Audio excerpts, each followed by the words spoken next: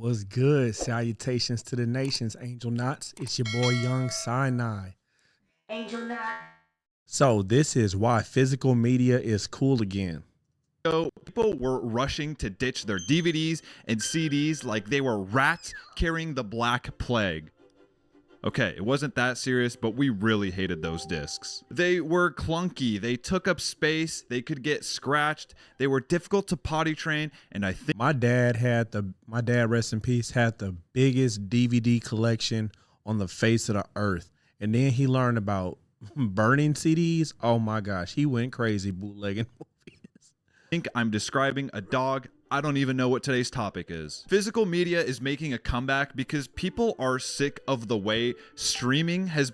I just was talking to my wife about this last night. I said, yo, I think I'm going to cancel our Netflix because the only thing that I care about on Netflix is Breaking Bad and Better Call Saul. And Netflix just raised their price. I think it was $17 a month. Are you kidding me?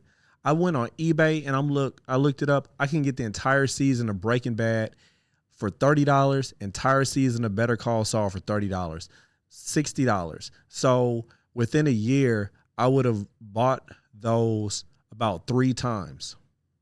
Been turned into a very slow and subtle rug pull. Today I'm going to go over why Crazy. people are rocking with physical media again, the deeper idea behind this phenomenon. It's so funny because I was looking up the DVD prices. I'm like, yo, I don't even have a DVD player. Forget it. How much is a DVD player? And why it all matters. So where do we start?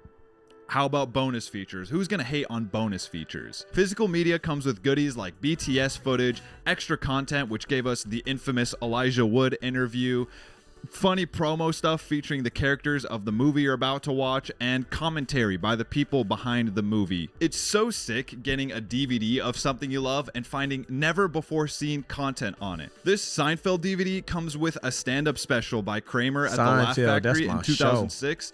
I honestly haven't seen it yet, but I'm sure it's pretty good. I know it ain't that Kramer stand-up when he was calling people the N-word.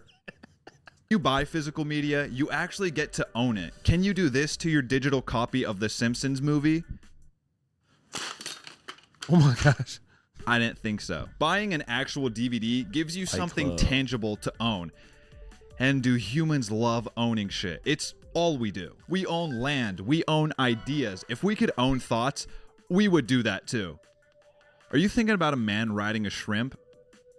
Nah, bro. I own that thought. Think about something else. I mean, let's not forget, people try to own JPEGs. A fucking digital image. This is the easiest thing in the universe to steal. I would feel a bit of shame if I were to steal a single saltwater taffy from a bin at a candy shop. I can't even bring myself to do it. I feel nothing downloading a JPEG. Another important reason for ditching streaming services and digital storefronts is that physical movies, books, and albums can't be altered or removed by publishers. I'm never gonna pop in my SpongeBob DVD and find that half of season 2 is gone because, I don't know, violence and or Texas phobia. And just like how Texas is... It's just like Sony, what did they say? They said they lost everybody's files that they downloaded or some stupid crap. I don't remember exactly what excuse it was. One of 50 states, SpongeBob is one of 50 different shows you could watch tonight. Sounds like a good idea on paper, but I think we all know where I'm going with this. Physical media keeps me away from having to scroll past the most infuriating slop when trying to get to what I want. I bet you thought I was going to say decision paralysis. That might have been a better point, actually. Shit. Okay, I'm going to get back to that, but first let's get through this. Everything you own is good. You're not going to scroll past some shit that sucks and pisses you off when browsing through your own movie collection trying to find what to watch. Okay, I guess that's not totally true. I own Food Fight on DVD and the Adam Sandler SNL collection, but this is so much better than having to catch a glimpse of the Brickleberry banner. Ugh. Get this off my fucking screen.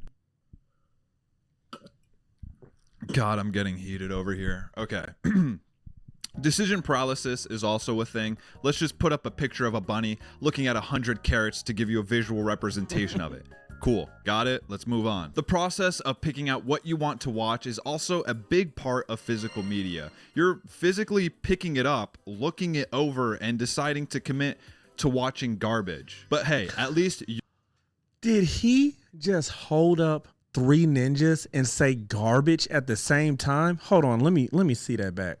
looking it over and deciding to commit to watching garbage.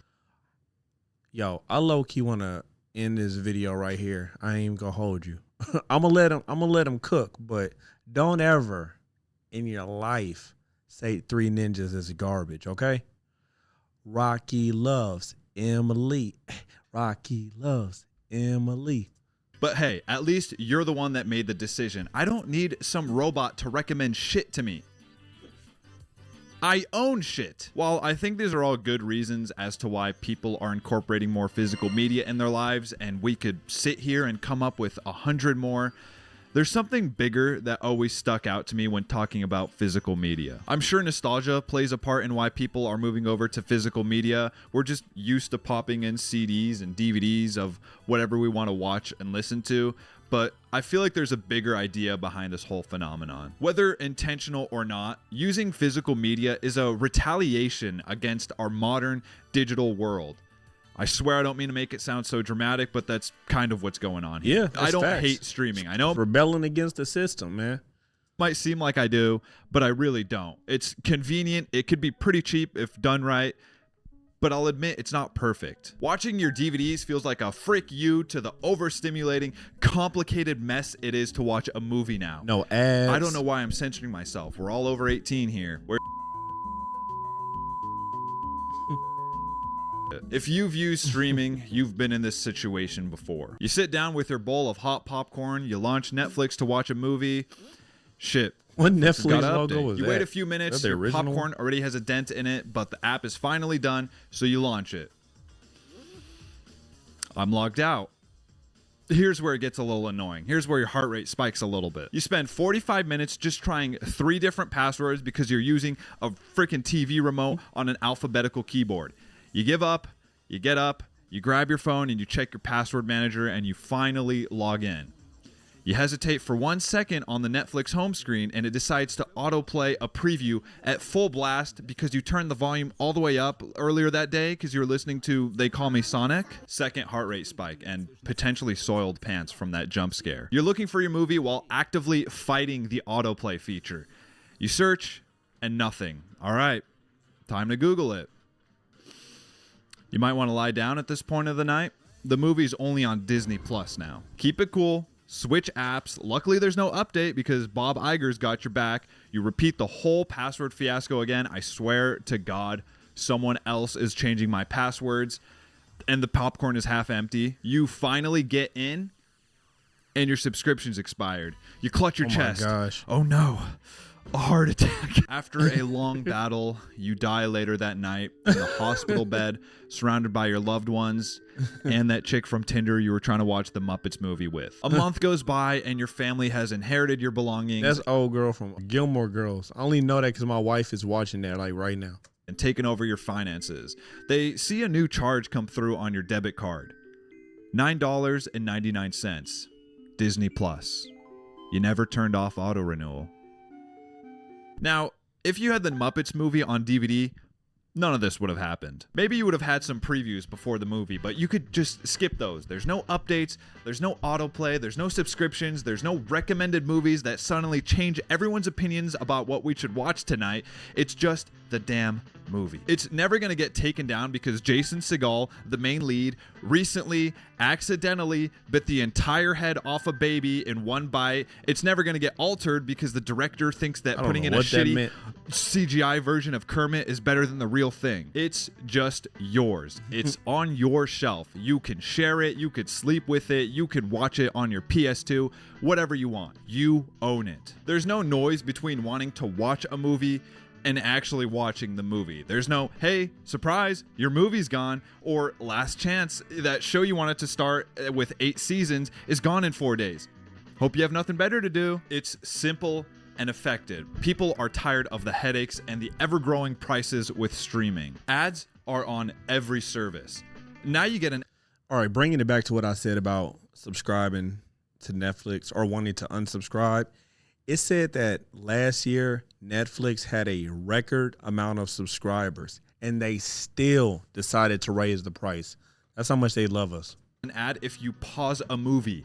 Why is this allowed? If my dentist pauses while going down on my teeth, I don't start trying to sell him an overpriced car or tampons. And I know it isn't reasonable to think everyone could just go physical media. I'm not asking for that, but it is a lot cheaper than you would think. I've gotten DVDs from the most random places. You can get them at thrift stores, used game stores, libraries, estate sales, random yard sales, and it's always under $5 for like any movie. If there's a movie I really like, I'll just buy the DVD for it, because who knows what streaming service is going to stop hosting it randomly, or where my digital copy will go when Fubo or Freevee or Hulu or Spoinky or Wii U goes under. Netflix doesn't allow you to share accounts.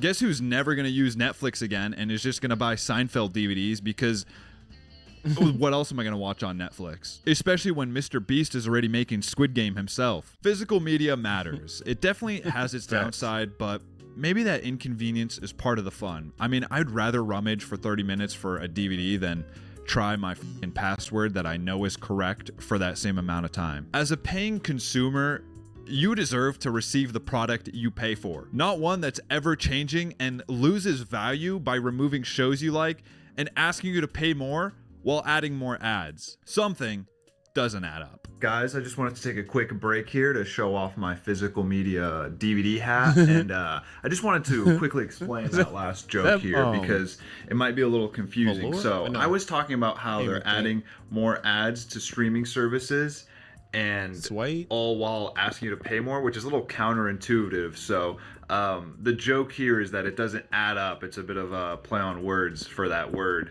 So, yeah, I hope you guys enjoy the rest of the video.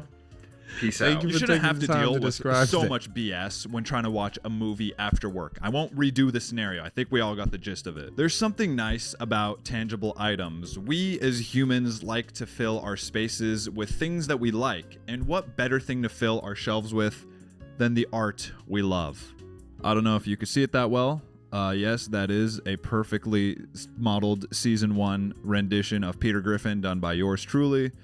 I don't have anything else to add on. I'm not going to sell it. Maybe I'll auction it for charity when I'm like 55 and it sells for $2.3. I don't agree with extreme minimalism or straight up hoarding, but I think it's important to have your living space reflect who you are as a person. This could be with items for your hobby or just the entertainment you love, the things that have literally shaped your personality. I always love entering someone's house for the first time and seeing that movie or music collection and really getting a different understanding of who they are as a person. Like, wow, you really like Creed. Yeah, me and my wife, we was trying to collect vinyls.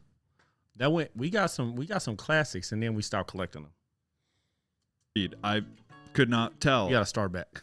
At all. You should own the things you like. And if you like a movie, TV show, album, book, piece of art, whatever, you should physically own it. We recently hit 10,000 subscribers, and I honestly don't know what to say other than thank you. The comments have Congratulations. Been very inspiring. Yo, I am on my journey to my first 1,000 subscribers, so this would be a perfect time for you to hit that like button.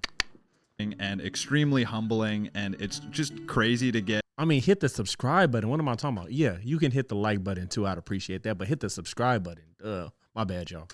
Feedback on this thing I've spent hours and hours and hours on. So I really appreciate it. And I especially appreciate the people that share it around with their friends and family. That's bizarre to me. I don't have much else to say. All right, yeah. So that was a good video. You know, it is important to have a physical backup of the things that you like, or a digital backup that you completely own, and you're not relying on streaming services that can just rip it from you at any time if you care about whatever that media is. All right, y'all. Peace. I appreciate everybody who tuned in. Thank you, and salutations to the nations. Peace. Angel Knot.